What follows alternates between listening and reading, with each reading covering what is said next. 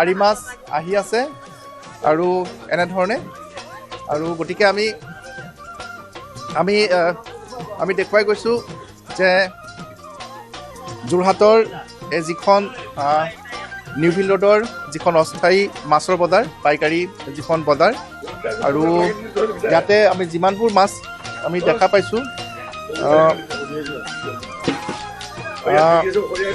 প্ৰায়ভাগ মাছেই হৈছে ব্ৰহ্মপুত্ৰ বা নদী বিলৰ পৰা অহা থলুৱা মাছ আৰু এনেধৰণে বৰ্তমান যোৰহাটৰ বজাৰত বিভিন্ন মাছে ভৰি পৰিছেহি গীতাশ্ৰী হয় আপুনি দেখুৱাই থাকক আমাক আৰু এয়াই মাদকতা বজাৰৰ আজি পুৱাই এনেকৈ নিজৰ পচন্দৰ মাছবিধ ক্ৰয় কৰিবলৈ হেতা ওপৰা লগাইছে গ্ৰাহকে যদিও বা বহুত ঠাইত কিন্তু এই এটা কথা লক্ষণীয় হৈছে যে বজাৰ অকণমান পূৰ্বৰ তুলনাত সেমেকা সেই ধৰণৰ যদিও বা গ্ৰাহক গৈছে কিন্তু পূৰ্বতে হয়তো ইয়াতকৈ অধিক গ্ৰাহক আছিল কিন্তু এইবাৰ তেনেকুৱা হোৱা নাই হয়তো সময় বাগৰাৰ লগে লগে লাহেকৈ হ'ব হয়তো পলমকৈ গ্ৰাহকসকল গৈছে তেনেকুৱা হ'ব পাৰে কিন্তু বহুতেই কৈছে বজাৰ আগৰ দৰে নহয় গৌতম আমি এই মুহূৰ্তত বিদায় লৈছোঁ পৰৱৰ্তী সময়ছোৱাত পুনৰ সংযুক্ত হ'ম আৰু বিশ্বনাথৰ বজাৰ কেনেকুৱা বিশ্বনাথত নদীৰ মাছ বিশেষকৈ ব্ৰহ্মপুত্ৰৰ মাছ কিমান ওলাইছে সেয়া আমি জানিম সংযুক্ত হৈছোঁ এই মুহূৰ্তত আমাৰ সাংবাদিক তুষাৰ হাজৰিকাৰ সৈতে তুষাৰ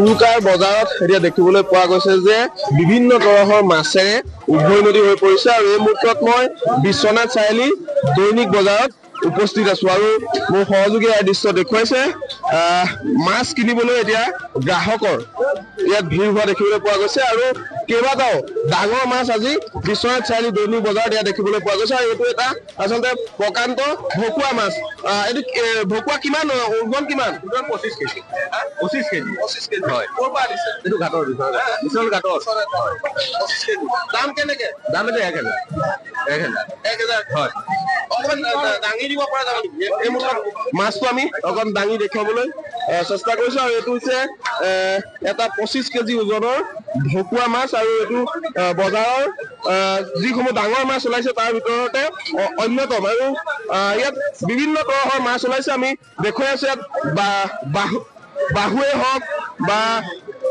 বৰালিয়ে হওক বিভিন্ন তৰহৰ মাছ ওলাইছে মই আপোনাৰ কাষলৈ আহিছো এইটো কি এটা প্ৰকাণ্ড আমি বৰালি মাছ দেখা পাইছো কিমান ৱেট এইটো আপোনাৰ 13 কেজি হয় কোন নদী এইটো বিশ্বনাথ ঘাট হয় দাম কেনেকুৱা দাম এইটো আপোনাৰ 1200 টকা কিলো কেজি হয় হয় আৰু কি আছে আৰি আছে আপোনাৰ কচ আছে পিঠিয়া আছে ৰৌ আছে ইমানেই আছে দাম কেনেকুৱাকে আৰি আপোনাৰ 1500 টকা কেজি হয় আৰু বৰালি আছে আপোনাৰ 1200 টকা কেজি ৰৌ আছে আপোনাৰ 600 টকা কেজি পিঠিয়া আছে 800 টকা কেজি শাল আছে এইটো 500 টকা কেজি গ্ৰাহক আহিছে নে গ্ৰাহক আহিছে এতিয়া দি আছো যাত্ৰা কৰিছো নিশ্চয়কৈ আমি এই দৃশ্য দেখুৱাইছো আৰু এনেধৰণে ডাঙৰ মাছ কিনিবলৈ এতিয়া দেখিবলৈ পোৱা গৈছে যে বজাৰত যথেষ্ট ভিৰ হৈছে আৰু যিহেতু উৰুকা আৰু উৰুকাৰ নিশা লগে ভাগে এসাঁজ খাবৰ বাবে ইয়াত দেখিবলৈ পোৱা গৈছে এনেধৰণে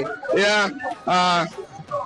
গ্ৰাহকসকল বজাৰলৈ আহিছে আৰু সমান্তৰালভাৱে বিক্ৰেতা সকলো ডাঙৰ ডাঙৰ মাছ এই বজাৰলৈ আহিছে আপোনাৰ কাষলৈ আহিছো কি আনিলে আমি কি আছে ডাঙৰ মাছ বাহু আছে চিতল আছে আৰি আছে পিঠিয়া আছে আছে আটাইতকৈ ডাঙৰ মাছটো কি আছে আটাইতকৈ মোৰ দোকানত এই পিঠিয়া মাছটো আছে কিমান এইটো 22 কেজি হয় কিমানকে দাম কেনেকে লৈছে দাম 1400 আৰু বাকী সমূহ মাছৰ দাম কেনেকুৱা আৰি আছে 1200 টকা কেজি ৰৌ আছে আপোনাৰ 1000 মানে কাষ্টমাৰ চাই আৰু চিতল আছে 900 800 আৰু সৰু ৰৌ বাহু আছে এয়া 700 টকা 650 টকা কাষ্টমাৰ চাই আৰু যিটো হেৰি হয় ধন্যবাদ জনাইছো আৰু আমি দেখুৱাই আছো বজাৰৰ মাজৰ পৰিৱেশ আৰু ইয়াত যি ডাঙৰ মাছ এই ডাঙৰ মাছসমূহ বজাৰলৈ অনা হৈছে বজাৰত এতিয়া দেখিবলৈ পোৱা গৈছে পৰিৱেশ আমাক দেখুৱাই আছে তুষাৰ আমি পুনৰবাৰ আহিম আৰু সেয়া বিশ্বনাথে কওক বা গহপুৰে কওক বা যোৰহাট কওক বা ডিব্ৰুগড় কওক চাৰিওপিনে আমি মাছৰ বজাৰ দেখুৱাই গৈ আছোঁ মাঘৰ ইয়াৰ বিহুটিৰ এই সময়ছোৱাখিনিত আচলতে মাঘৰ বিহুৰ উৰুকাৰ দিনা যি ধৰণে মাছ ক্ৰয় কৰিবলৈ বজাৰে বজাৰে ভিৰ কৰেহি সকলোৱে আৰু প্ৰায় নিজৰ পচন্দৰ মাছবিধ ক্ৰয় কৰে।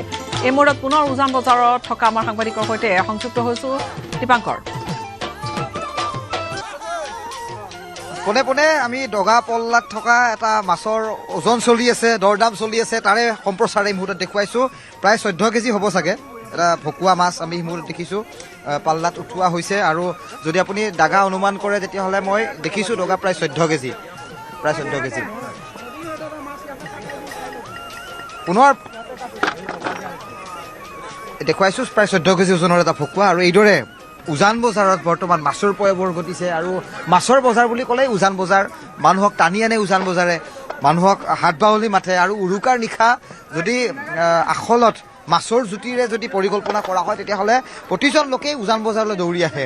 আৰু পুৱাৰে পৰা আমি দেখিছোঁ পৰিৱেশ ইয়াত গ্ৰাহক বিক্ৰেতাৰ মাজত দৰদাম চলে। আৰু এই দৰদামৰ মাজত বিভিন্নজনেই তেওঁলোকৰ মন পচন্দৰ মাছটো তেওঁলোকে লৈ যায়। গতিকে পোনে পোনে মাছ কটা হ'ল চাগে। দাদা মাছ কটা হ'ল, কি মাছ আছিলে? চিতল মাছ। চিতল কিমান কেজি ওজনৰ আছিলে? 5 কেজি। মানে আহিছে বজাৰ কৰিছে এতিয়া আৰু কি থাকিব আইটেম? চিনাকি চব সদায় আহিয়ে থাকো ঘাটত। মানে কিমানকৈ ল'লে কেজি? মানে চিতল 7,750কে। বহুত কম টকাত পাইছে আপুনি। 1000 টকাৰ তলত কিন্তু চিতল মাছৰ আমি দেখিবলৈ পোৱা নাই উজান বজাৰত। কিন্তু ভাগ্যৱান বুলি কৈছোঁ আপোনাক, 750 টকা অন্তত আপুনি দামত লাগিলে মিছা কৈছে। হয় হয়। আমি আগুৱাই আহিছোঁ পুনৰ সঞ্জয় বৰা, আমি আগুৱাই আহোঁ। আহি দেখিবলৈ পাম সেই একেই ব্যস্ততা ভৰা এটা ৰাতিপুৱা উৰুকাৰ পুৱা। আৰু এয়া পোনে পোনে আৰু এটা আমি ডাঙৰ হয়তো কমলকাৰ্ড এটা মাছ মুহূৰ্তত এই মাছটোৱে বৰ্তমান দৃষ্টি আকৰ্ষণ কৰিছে বিভিন্নজনৰ। ঠিক এইটো বিক্ৰী হ'ল নেকি দাদা? কিমান কেজি আছিলে? ওজন কৰি আছে। ওজন কৰি আছে। কিমান দাম কিমান ক'লে? এইটো 800 টকা পিছ। 800 টকা কমেই হৈছে দামত কম হৈছে। আৰু প্ৰায় 10 কেজি এজন মানুহ হ'ব। আৰু আগুৱাই যাম, সঞ্জয় বৰা আগুৱাই আহক। আমি বিভিন্নজনৰ আমি দেখুৱাইছোঁ। আৰু এটা ডাঙৰ কি মাছ কিমানকৈ পালে আৰু লাভ হোৱা বুলি ভাবিছে নে কথাটো? সেইটোৱে ভাবিছোঁ লাভ হৈছে, অলপ লাভ হৈছে। হয়, কিমানকৈ ল'লে কেজি? এইটো 950। 950। হয়। পৰিয়ালত চলিব এই মাছটোৰ আয়োজন নে বন্ধুবৰ্গ? নাই পৰিয়ালতে মা দেউতাহঁতৰ লগত নালাগে। আৰু এই দাঙি মাছটো ঘৰলৈ নিয়াই এই যিটো দৃশ্য বা এই যি আমোদ, এয়া সঁচাকৈ খুবেই সুকীয়া। কাটি নিয়ে মাছটো, পোনে পোনে ওজন কৰিছে, দৰদাম মিলিছে আৰু মাছটো ঘৰলৈ লৈ গৈছে। গতিকে হাতত দাঙি লৈ গৈছে। আৰু সেয়া এখন ফটো তুলিছে বহুজনে। সেয়া এটা আমি দেখোঁ যে হাতত ডাঙৰ মাছটো তুলি লৈ ফটো উঠে, সেই চকু থাকে বহুতৰ। দীপাংকৰ, এয়া যদি আমি চাওঁ এইবাৰ ক'ৰবাত আন ঠাইৰ পৰা আমাৰ সাংবাদিকসকলে জনাই আছে যে ক'ৰবাত অকণমান যেন সেমেকা বজাৰখন, তেনেকুৱা নেকি? মানে হাবা ধৰি আৰু 4:30 বজাত উজান বজাৰ আহিছে, আহি ইলিচ বিচাৰি ফুৰিলে। কিন্তু পালো আৰু ইলিচ এটা কিমান দাম ল'লে? ওজন কিমান ধৰক? ওজন এতিয়া 1 কিলো 300 গ্ৰাম আছে। দাম এতিয়া 2000কে ল'লে।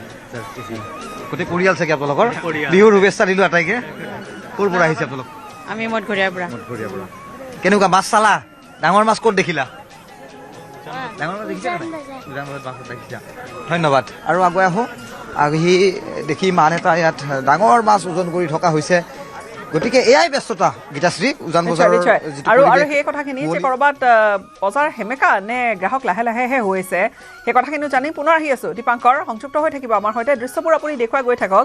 আমি গহপুৰত পুনৰবাৰ আমাৰ সাংবাদিকৰ সৈতে সংযুক্ত হ'ম। আজি পুৱাই আমাৰ পোনপটীয়া সম্প্ৰচাৰ আপোনাৰ সৈতে আৰম্ভ কৰিছিলোঁ পলাশ, আৰু আপুনি দেখুৱাইছিলে গহপুৰত তেতিয়া একেবাৰে ৰূপমুকালিতে, তেতিয়া সেই যিটো পুৱা হোৱাই নাই তেতিয়াই আচলতে বজাৰত ভিৰ হৈছিলে। এই মুহূৰ্তত কোনখন ঠাইত উপস্থিত আছে, কোন বজাৰত? গীতাশ্ৰী, মই পুৱাৰ পৰিৱেশ দেখালোঁ গহপুৰ বাগনিৰ পৰা। আৰু এই মুহূৰ্তত মই আহি উপস্থিত হৈছোঁ গহপুৰৰ ডিপৰা পুখুৰী। আৰু গহপুৰৰ ডিপৰা পুখুৰী বুলি ক'লে গহপুৰীয়া ৰাইজৰ মুখে মুখে, কাৰণ ডিপৰা পুখুৰীৰ যি মাছ তাৰ সোৱাদ কিন্তু সুকীয়া। মোৰ সহযোগীয়ে দেখাব এই মুহূৰ্তত। সকলো পুৱাৰে পৰা ইয়াত শাৰী পতা দেখা গৈছে।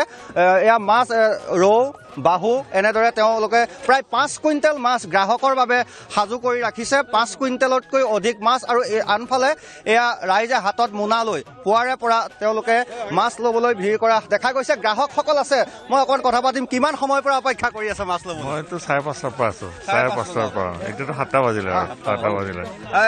কি মাছ ল'ব? ৰৌ ৰৌ বাহু যি ওলাই এতিয়ালৈকে পৰা নাই ভাগত ৰৈ আছো আৰু আমি পালো কেনেকুৱা পৰিকল্পনা কেনেকুৱা মাছ লৈ কিহৰ সৈতে খাব কেনেকুৱা পৰিকল্পনা কোনো বিশেষ পৰিকল্পনা নাই আৰু তথাপিও উৰুকা বুলি ক'লে পৰিকল্পনা থাকিবই গতানুগতিক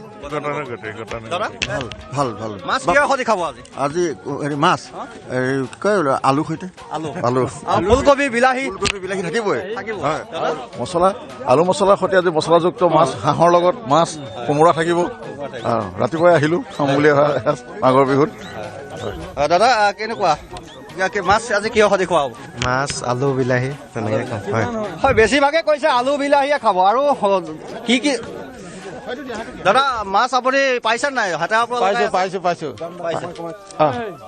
কি মাছ ল'ব বাহু ওলাইছে তাৰপিছত গাছ কাপ ওলাইছে তাকে কি পাওঁ জানো ভাগত আৰু চাইছো তাকে লগে ভাগে খাব নে লগে ভাগে খাম সকলোৱে সমজুৱা সমজুৱা খানা দাদা মাছ যে ল'ব ঘৰতে নিজাববীয়াকৈ নে সমজুৱাকৈ সমজুৱাকে ল'ম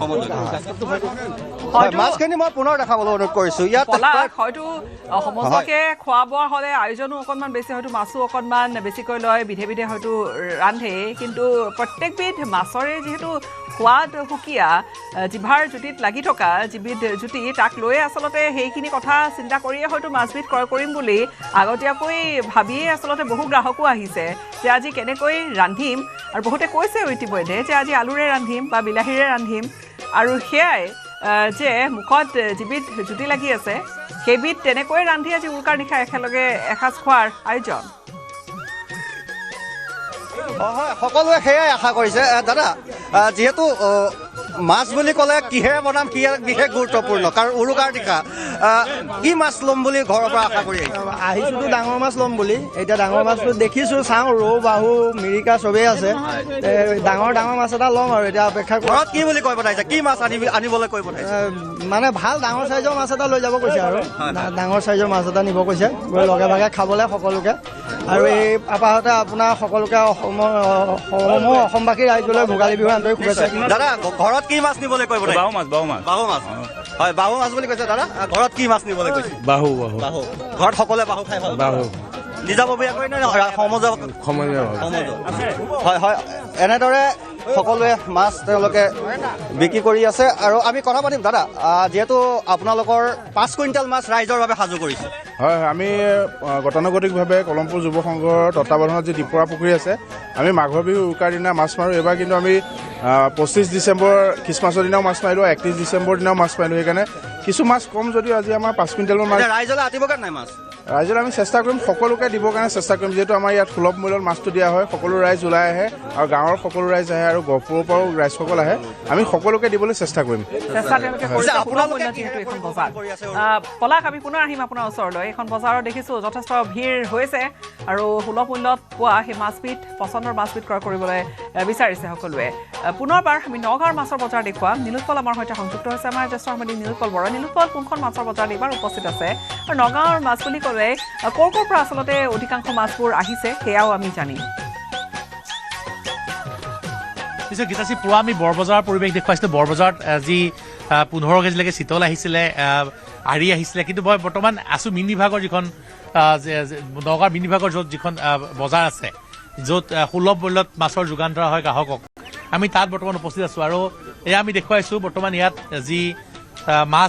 যি মাছৰ বজাৰত যথেষ্ট ভিৰ দেখিবলৈ পোৱা গৈছে আৰু পুৱাৰ পৰা যথেষ্ট সংখ্যক লোকে ইয়াত আহি পেলাই মাছ কিনি পেলাইছে কাৰণ যিহেতু সুলভ মূল্যত ইয়াত পোৱা গৈছে কাৰণ ইয়াত যি বৰবজাৰত যি মাছৰ চৰা দাম দেখিবলৈ পোৱা গৈছে 2000 টকা পৰ্যন্ত কেজি মাছৰ উঠিছে কিন্তু তাৰ পৰিৱৰ্তে ইয়াত যথেষ্ট কম যি মিনি বিভাগে যি নিৰ্দেশনা জাৰি কৰিছিলে সেই দামতে মাছ পোৱা গৈছে আমি যি মাছ কিনিবলৈ যিসকল লোক আহিছে আমি জানিবলৈ চেষ্টা কৰিম কিমান দামত মাছ হৈছে এয়া বৰ্তমান যি আমি নগাঁও জিলা মিনি বিভাগৰ কাৰ্যালয় আৰু আমি দেখুৱাইছোঁ ইয়াত বৰ্তমান মাছৰ যি এইটো 3 কেজি 600 গ্ৰাম ভকুৱা নে ৰৌ কিমান ওজন দাম কিমান আপোনাৰ 15 কিমান লৈছে কেজি 440 টকা 440 টকাকে লৈছে আৰু এগৰাকীয়ে মই চিতল মাছ আপুনি চিতল কিনিলে কিমান কেজি কিমান কিনিলে 1 কেজি 470 470 টকাকে লৈছে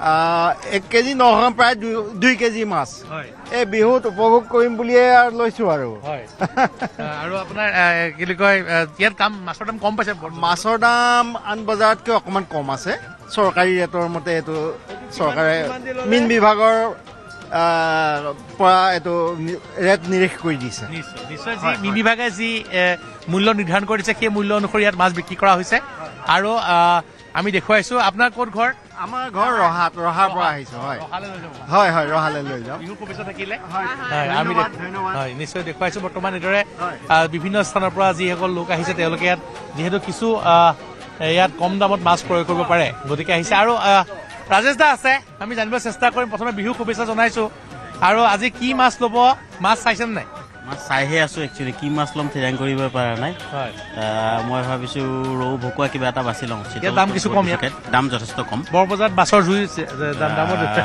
বজাৰতকেতো ইয়াত যথেষ্ট দাম কম আৰু ইয়াত চৰকাৰী ৰেট সেইটো কাৰণে ভাল আৰু চৰকাৰে প্ৰতি বছৰে এনেকুৱা এটা ধুনীয়া সুবিধা দিয়ে কাৰণে যথেষ্ট ভাল নিশ্চয় নিশ্চয় মই দেখুৱাইছো বৰ্তমান গীতাশ্ৰী এয়া নগাঁৱৰ যি মাছৰ বজাৰ মই ভিতৰৰ ফালে পৰিৱেশ দেখুৱাম ইয়াত এয়া চিতল আছে আৰি চিতল যি বিভিন্ন যি মীন যিসকল মীন পালক আছে তেওঁলোকক বৰ্তমান তেওঁলোকৰ পৰা অনা হয় আৰু ইয়াত যি চৰকাৰী যি ৰেট যি নিৰীখ কৰি দিয়া যি চৰকাৰী মূল্য যি নিৰ্ধাৰণ কৰি দিয়া হৈছিলে সেই মূল্য অনুসৰি বৰ্তমান ইয়াত মাছ বিক্ৰী কৰি থকা হৈছে আন যি আমি দেখুৱাইছোঁ এখন যিখন নিৰ্দেশনা আছে সেই নিৰ্দেশনা অনুসৰি আমি দেখুৱাইছোঁ যিখন নিৰ্দেশনা আছে তাত সেই নিৰ্দেশনা অনুসৰি ইয়াত মাছ বিক্ৰী কৰা হৈছে আমি সেই নিৰ্দেশনা আমি নিউজ 18ত দেখুৱাইছিলোঁ আজিৰ পৰা 2 দিন পূৰ্বে আৰু সেই নিৰ্দেশনা অনুসৰিয়ে মাছ বিক্ৰী কৰি থকা হৈছে মই যিগৰাকী মাছৰ বেপাৰী আছে আমি জানিব চেষ্টা কৰিম আপুনি মাছ চৰকাৰী চৰকাৰী ৰেটত বিক্ৰী কৰি আছোঁ কিমানকৈ লৈছে এইটো কিমান এইটো ওজনটো কি এইটো আহিব 430 টকাকৈ কিমান কেজি আছে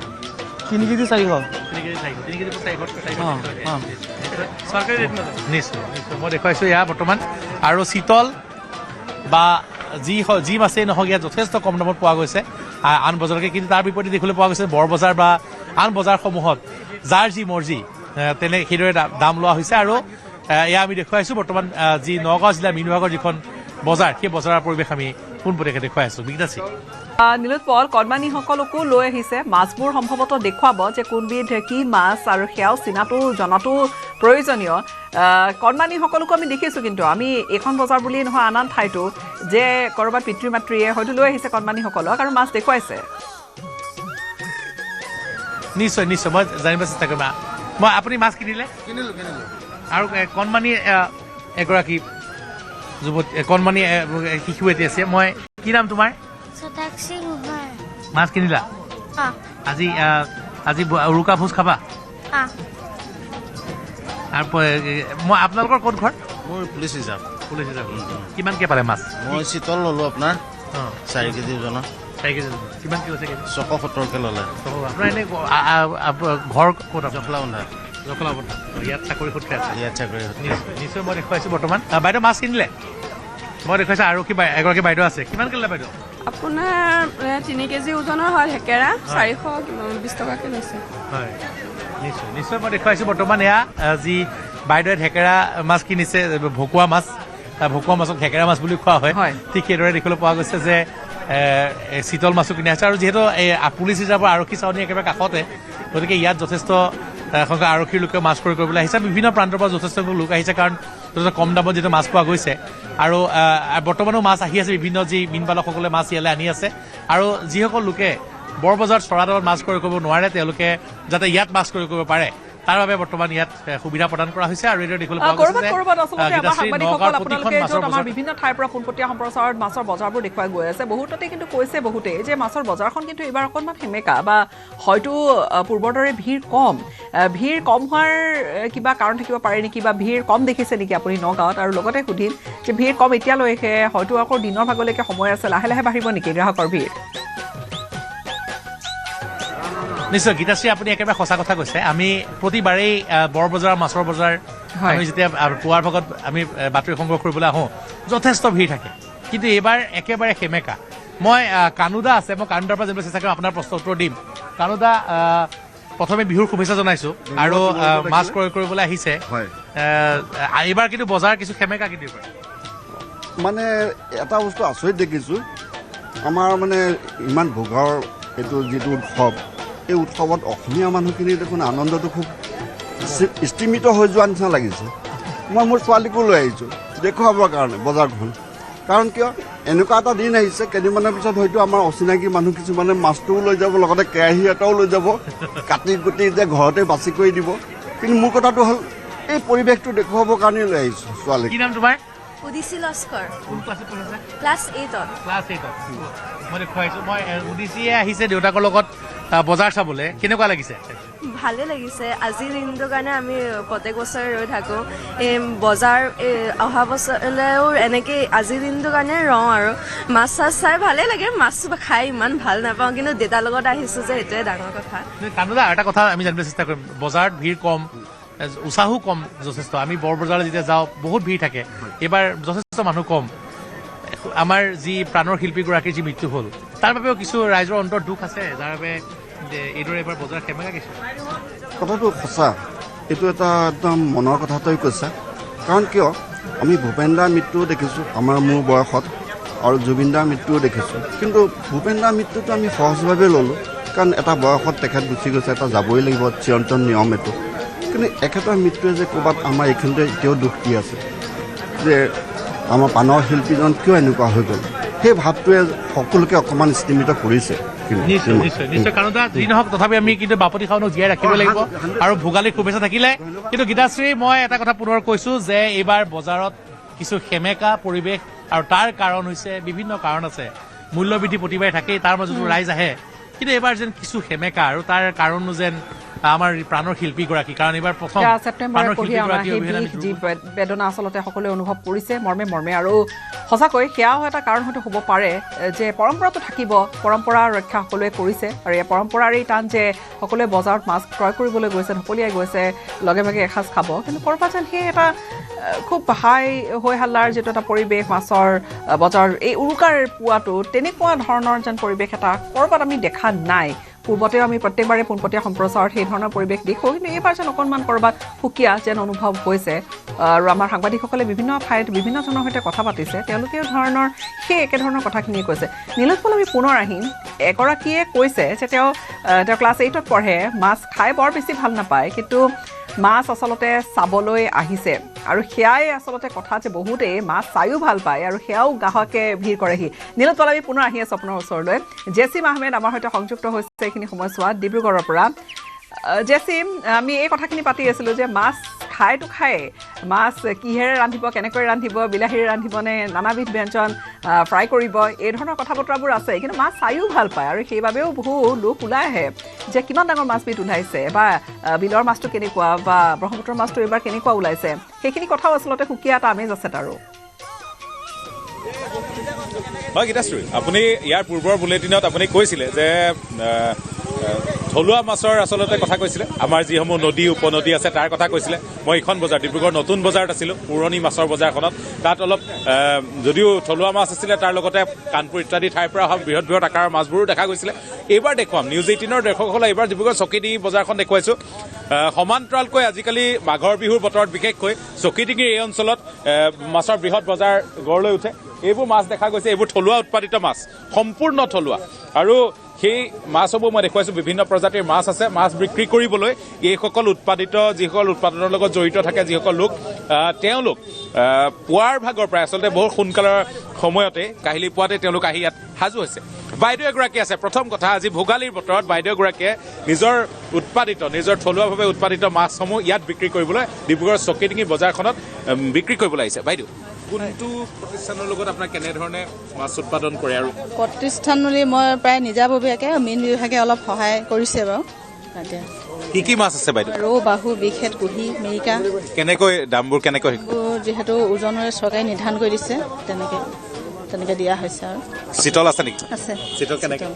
চিতল 2 কেজি ওপৰখিনি 800 তেনেকৈ নিৰ্ধাৰণ কৰি দিছে দামটো। হয়, থলুৱাভাৱে উৎপাদিত মাছৰ কথা আৰু এজন ককাইদেউ আহিছে, মই ককাইদেউৰ লগত কথা পাতিম।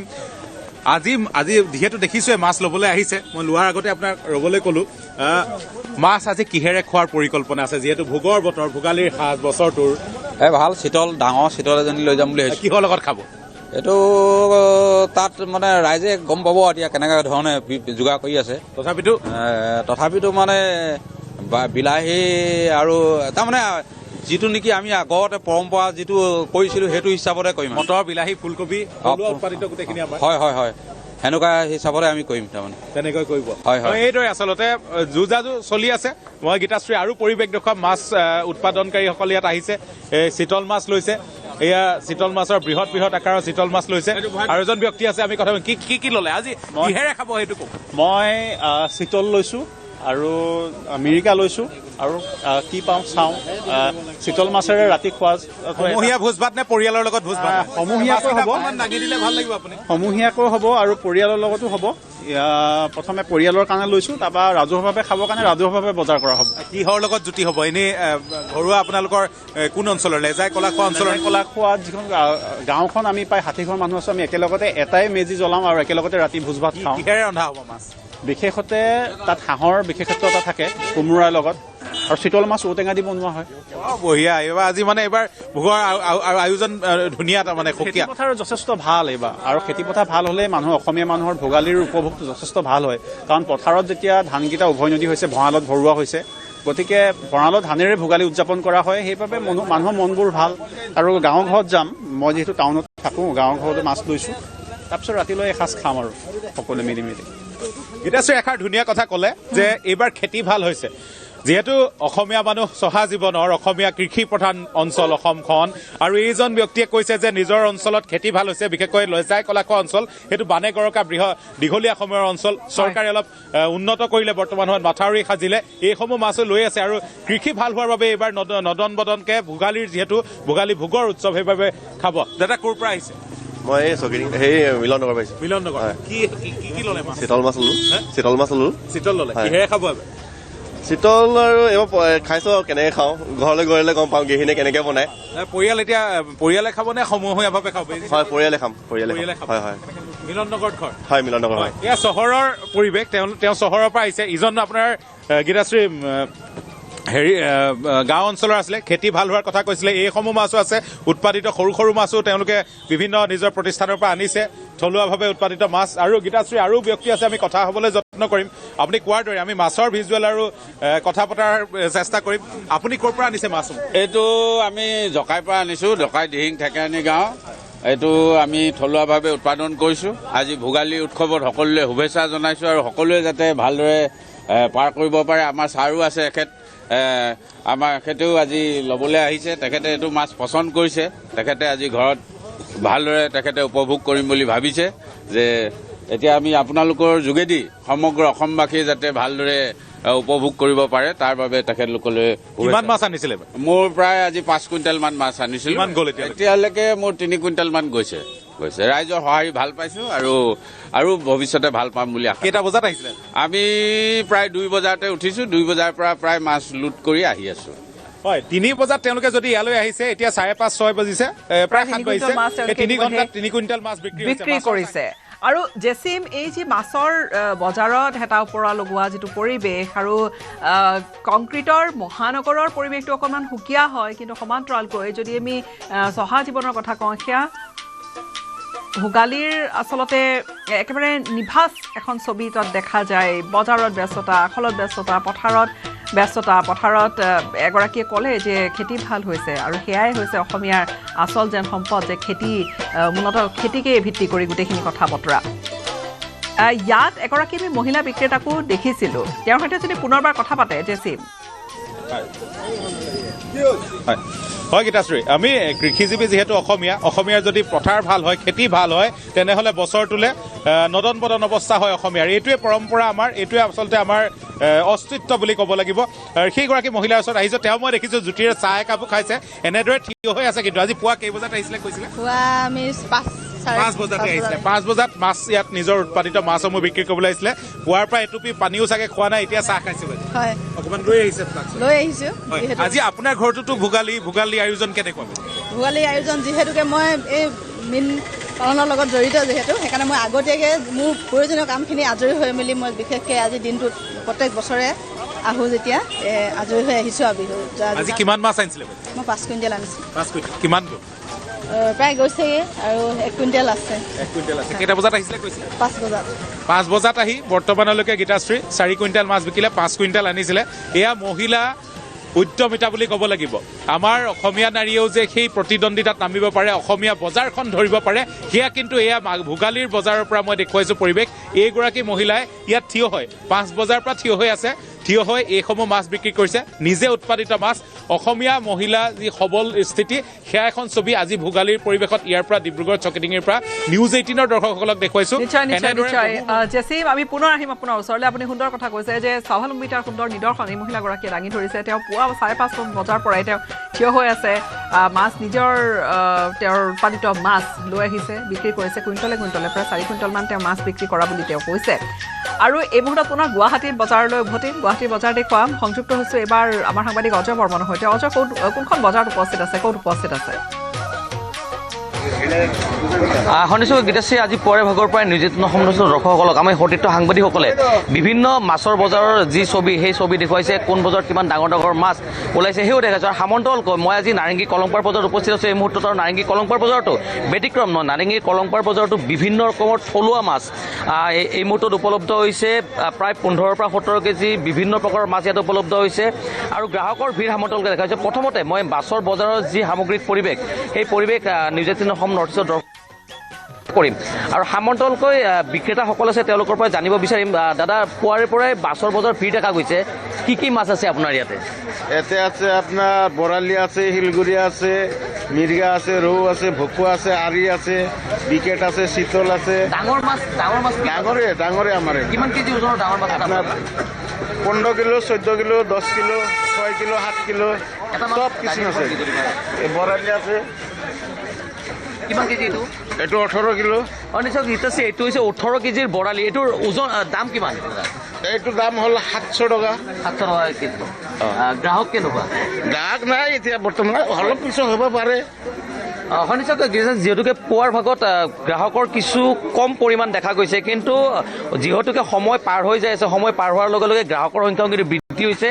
আৰু ক'ব লাগিব যে থলুৱা মাছৰ কিন্তু যি বেপাৰ, সেই বেপাৰ পূৰ্বৰ তুলনাত বহুতখিনি বৃদ্ধি হৈছে। আৰু এই সামগ্ৰিক পৰিৱেশ দেখুৱাইছোঁ নাৰেংগী কলংপাৰ বজাৰৰ। আৰু যিহেতুকে আমাৰ অন্য স্থানৰ সাংবাদিকে যে কৈ আছে মহিলাৰ উদ্যমিতাৰ কথা বা মহিলাসকলৰ কথা, গতিকে ইয়াতে কিন্তু ব্যতিক্ৰম নহয়। মহিলাসকলৰ এই দৃশ্য দেখুৱাইছোঁ, মহিলাসকলে নিজে আহিছে, মতা মানুহৰ সমান্তৰালকৈ মহিলাসকলে কিন্তু তেওঁলোকৰ কামত ৰাতিপুৱাৰ পৰা নামি পৰিছে। বাইদেউ, আপোনাৰ বজাৰ দোকান এইখন কি মাছ আনিছে? বৌকা আনিছোঁ, ৰৌ আনিছোঁ, চিতল আনিছোঁ, এইকেইটাই আনিছোঁ। ক'ৰ পৰা আনিছে এইবিলাক? আমি খেত্ৰী মালৈবাৰীৰ পৰা আনিছোঁ। দামবিলাক কেনেকুৱা যদি কৈ দিয়ে? চিতল 900 টকা কেজি, ৰৌ 500 টকা কেজি, বৌকা 500 টকা কেজি। আমাৰ এইবিলাক লোকেল মাছ। গ্ৰাহক কেনেকুৱা? বজাৰ তেওঁলোকে তাত দিছে আৰু বিভিন্ন মাছ তেওঁলোকে লৈ আনিছে। এইখন বজাৰ কলংপাৰৰ বজাৰখন। আমি পুনৰ আহিম আপোনাৰ ওচৰলৈ। আৰু জাতি জনগোষ্ঠীৰ মিলনভূমি ডিমৰীয়াত এই মুহূৰ্তত আমি আপোনালোকক লৈ যাম। ডিমৰীয়াত সমূহীয়া মৎস্য চিকাৰ হৈছে। অতীজৰে পৰা উৰুকাৰ দিনা আছে মৎস্য চিকাৰৰ এক পৰম্পৰা, সেই পৰম্পৰা ধৰি ৰাখিছে। বোমানী বিলত উপস্থিত হৈছে বিভিন্ন জাতি জনগোষ্ঠীৰ ৰাইজ আৰু তেতেলীয়াৰ ৰজা পাটবৰ ৰংপিৰ উপস্থিতিত সমূহীয়া মৎস্য চিকাৰ কৰিছে ৰাইজে পোনপটীয়াকৈ। আমি পলম নকৰি সংযুক্ত হ'ম আমাৰ সাংবাদিক বিষ্ণু শইকীয়াৰ সৈতে। বিষ্ণু, বোমানী বিলৰ এই পৰম্পৰা আৰু দেখুৱাওক এতিয়া বিলৰ পৰিৱেশ, মৎস্য চিকাৰত নিশ্চয় নামিছে সকলো।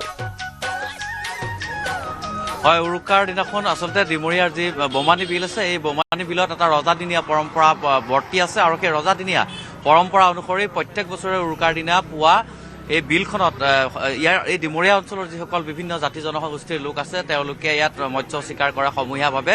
কিন্তু তাৰ পূৰ্বে এটা নিয়ম আছে, পৰম্পৰাগতভাৱে এই ডিমৰীয়াৰ যি ৰজা, তেতেলীয়াৰ ৰজাই পূজা অৰ্চনা কৰাৰ পাছতহে প্ৰত্যেকজন প্ৰজা বিলত নামে মৎস্য চিকাৰ কৰিবৰ কাৰণে। আৰু ইতিমধ্যেই যথেষ্ট সংখ্যক লোক আহি এই বোমানী বিলৰ পাৰত উপস্থিত হৈছে। কিছু সময়ৰ পিছতে এটা সমূহীয়া মৎস্য চিকাৰ পৰ্ব আৰম্ভ হ'ব। আৰু এই পৰম্পৰা ৰজাদিনীয়া এক বৃহৎ পৰম্পৰা, বহু বছৰ ধৰি এই পৰম্পৰা অব্যাহত আছে বা চলি আহিছে। আৰু এই বিলখনত যেতিয়া ৰজাই পূজা অৰ্চনা কৰাৰ পিছত সমূহীয়া মৎস্য চিকাৰৰ বাবে ৰাইজ নামিব। তাৰ পৰৱৰ্তী সময়ত ইয়াৰ কাষতে আৰু দুখন বিল আছে, জালিখৰা আৰু পাৰখালী বুলি দুখন বিল আছে। সেই বিল দুখনতো পৰ্যায়ক্ৰমে সেই অঞ্চলটোৰ ৰাইজসকল নিজৰ মৎস্য চিকাৰৰ বাবে নামিব। আমি দেখুৱাইছোঁ কেনেধৰণে পুৱাৰ পৰা প্ৰচণ্ড শীতকো নেওচি জাল, জুলুকি, জাকৈ, পলহ আদি লৈ মৎস্য চিকাৰৰ বাবে ইয়ালৈ আহিছে অজস্ৰ লোক। বিশেষকৈ এই যি পৰম্পৰা আছে এই পৰম্পৰা ধৰি ৰখাৰ বাবে এই অঞ্চলটোৰ ৰাইজে প্ৰত্যেকবাৰ এনেধৰণে পচন্দশীতকো নেওচি বোমানী বিলৰ পাৰলৈ আহে বিভিন্ন মাছ ধৰা সঁজুলি লৈ আহে আৰু কিছু সময়ৰ পিছতে ৰজা যেতিয়া আহি উপস্থিত হ'বহি ৰজা আহি উপস্থিত হোৱাৰ পিছতে এই বিলত মৎস্য চিকাৰ সমূহীয়া মৎস্য চিকাৰ আৰম্ভ হ'ব আৰু গীতাশ্ৰী আমি দেখুৱাম যে সুন্দৰ এক পৰিৱেশ বিৰাজ কৰিছে লালিলাং কেঁচা লালিলাং গোৱাৰ পিছতেই তেওঁলোকে আনন্দৰে বোমানী বিলত নামিব সমূহীয়া মৎস্য চিকাৰৰ বাবে আৰু ডিমৰীয়াৰ যি কেঁচা বিহু নাম লালিলাঙৰ সুৰে এতিয়া জীপাল হৈ উঠিছে বোমানী বিলৰ পাৰ বিধিগতভাৱে যেতিয়া ৰজাই পূজা অৰ্চনা কৰিব তাৰ পাছতেই ডিমৰীয়াৰ বোমানী আৰু জালিখৰা আৰু এখন বিল আছে পাৰশালী এই তিনিখন বিলত সমান্তৰালভাৱে পৰ্যায়ক্ৰমে মৎস্য চিকাৰ আৰম্ভ হ'ব আৰু এই পৰম্পৰা আজিৰ নহয় এই পৰম্পৰা ৰজাদিনীয়া পৰম্পৰা আৰু উৰুকাৰ দিনা প্ৰত্যেক বছৰে এই ধৰণেৰে এই অঞ্চলটোৰ ৰাইজে এই বোমানী বিল জালিখৰা আৰু পাৰশালী বিলত সমূহীয়াভাৱে মৎস্য চিকাৰ কৰি আহিছে এটা খুব সুন্দৰ পৰিৱেশ বিৰাজ কৰে আমি দেখুৱাম দৃশ্য কি ধৰণে বিলৰ পাৰলৈ ইতিমধ্যে ৰজা অহাৰ আগে আগে প্ৰজাসকলৰ আগমন ঘটিছে আৰু ইয়াত যিহেতু এখন ৰজাদিনীয়া ঐতিহ্যমণ্ডিত এখন ঠাই আৰু সেই পৰম্পৰা অব্যাহত ৰাখি প্ৰজাগণেও এতিয়া এনেধৰণে জাকৈ জাল জুলুকি পলহ আদি লৈ বিলৰ পাৰলৈ আহিছে আৰু কিছু সময়ৰ পিছতে তেওঁলোকে বিলত নামিব সমূহীয়া মৎস্য চিকাৰ কৰিবৰ কাৰণে আৰু মোৰ ওচৰত আছে মোৰ সতীৰ্থ মৌচুম প্ৰত্যেকবাৰে ইয়ালৈ আহি থাকে মৌচুমে এই দেখিছা এই বহুত বছৰৰ পৰা এনেধৰণৰ এটা পৰম্পৰা ইয়াত চলি আহিছে ৰজাদিনীয়া পৰম্পৰা আৰু আজি কেনেকুৱা ধৰণৰ হ'বলৈ গৈ আছে বিষ্ণু নিশ্চয়কৈ চাওক এয়া ৰজাদিনীয়া পৰম্পৰা পূৰ্বৰ যি পৰম্পৰা অটুট ৰাখি এইবাৰো ডিমৰীয়া ৰাইজ ওলাই আহিছে আৰু ডিমৰীয়া ৰজা পানবৰংপী ইতিমধ্যে আহি উপস্থিত হৈছে কিছু মুহূৰ্তৰ পাছত দেখিব লালিলাঙৰ দলটো আহি পাইছে লালিলাঙৰ গীতেৰে মুখৰিত হ'ব সমগ্ৰ অঞ্চল আৰু বোমানী জালিখৰা পাৰশালী তিনিখন বিলে আজি মাৰিব আৰু লগতে আজি ক'ব লাগিব ৰজা নৈবদ্য নবঢ়োৱালৈকে বিলত তেতিয়ালৈকে মাছ নামাৰে কিন্তু নৈবদ্য আগবঢ়াব তাৰ পাছত ৰাইজে কথা পাতো দাদা অকণমান কথা পাতিম ৰজা অহাৰ পিছতে আপোনালোক বোমানী বিলত আমি মাছ মাৰিম আপুনি তামোল পাণ লৈ অহা দেখিছো খাবৰ কাৰণে ঠাণ্ডা লাগিলে আজি মাছ কেনেকুৱা ধৰণৰ মাছ পাব বুলি মাছ এইটো ভাগ্য পৰীক্ষা আৰু কিন্তু এনেই প্ৰত্যেকবাৰ ডাঙৰ মাছ ইয়াত ওলাই এই গোটেই বিল কমিটিখনে গোটেই খাই দিলে আৰু বিক্ৰী কৰি পেলাইছে এতিয়া ৰাইজৰ মাছ গোটেই টুপি পিন্ধাই খাই দিছে আৰু বিল কমিটিয়ে ৰাইজৰ কিছু ক্ষোভ আছে বাৰু এনেকুৱা ধৰণৰ ক্ষোভ থাকে দুই চাই তথাপি এটা পৰম্পৰা যিহেতু আমি দেখুৱাম আগলৈ যাম অকণমান ৰজা আহি পাইছেহি বোধহয় আমি এবাৰ চেষ্টা কৰিম ৰজাৰ সৈতে কথা পাতিবৰ কাৰণে কাৰণ ৰজা অহাৰ লগে লগেই সমূহীয়াভাৱে মৎস্য চিকাৰ পৰ্বৰ ইয়াত আৰম্ভ হ'ব আৰু যথেষ্ট সংখ্যক লোকৰ আগমন ঘটিছে পুৱাৰ পৰা এক মেলা সদৃশ পৰিৱেশ সৃষ্টি হৈছে ইয়াত দোকান দিছে বহুতেই আৰু ইয়াৰ যি পৰিচালনা কমিটি আছে সেই পৰিচালনা কমিটিৰ লোকসকলো আহি পুৱাৰ পৰাই সাজু হৈছেহি ইয়াত সাজু উঠিছে আমি তেওঁলোকৰ সৈতেও কথা পাতিবলৈ চেষ্টা কৰিম যথেষ্ট সংখ্যক লোকৰ দেখিছে গীতাশ্ৰী এটা খুব সুন্দৰ পৰিৱেশ বিৰাজ কৰিছে বিশেষকৈ এই অঞ্চলটোত যথেষ্ট জনজাতীয় লোক বসতি কৰে গতিকে তেওঁলোকেও ৰজাৰ যি পৰম্পৰা আছে পুৰণি পৰম্পৰা সেই পুৰণি পৰম্পৰা অব্যাহত ৰাখি এনেধৰণে সমূহীয়াভাৱে কিছু সময়ৰ পিছতে মৎস্য চিকাৰ কৰিব বহুকেইজন লোক স্থানীয় লোক ইতিমধ্যে আহি উপস্থিত হৈছে তেওঁলোকে পূজা অৰ্চনাত ভাগ ল'ব চাকি বন্তি জ্বলাই লোৱাৰ পাছত বিলৰ পাৰত যেতিয়া চাকি বন্তি জ্বলাব তাৰপিছত ৰজাই অনুমতি দিব লাগিব ৰজাই যদি অনুমতি নিদিয়ে তেতিয়াহ'লে সেয়া পৰম্পৰা আৰু হয়তো কিছু সময়ৰ অপেক্ষা তাৰপিছতে বোমানী বিলৰ এই যি পৰম্পৰা সেয়া আৰম্ভ হৈ যাব সমূহীয়া মৎস্য চিকাৰৰ বিষ্ণু আমি পুনৰ আহিম কিছু সময়ৰ পিছতে আপোনাৰ সৈতে সংযুক্ত হ'ম